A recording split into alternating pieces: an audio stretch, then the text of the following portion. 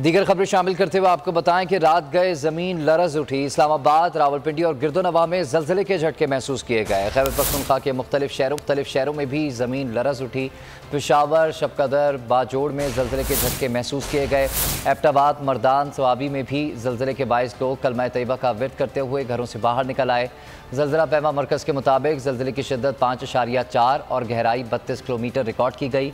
जलजले का मरकज़ कोह हिंदुकश अफगानिस्तान में था।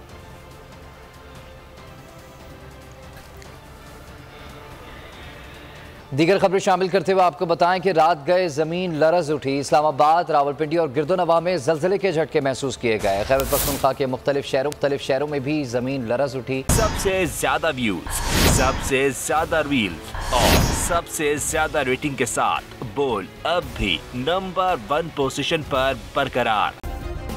सब्सक्राइब करें और बेल दबाएं ताकि कोई खबर रह न जाए।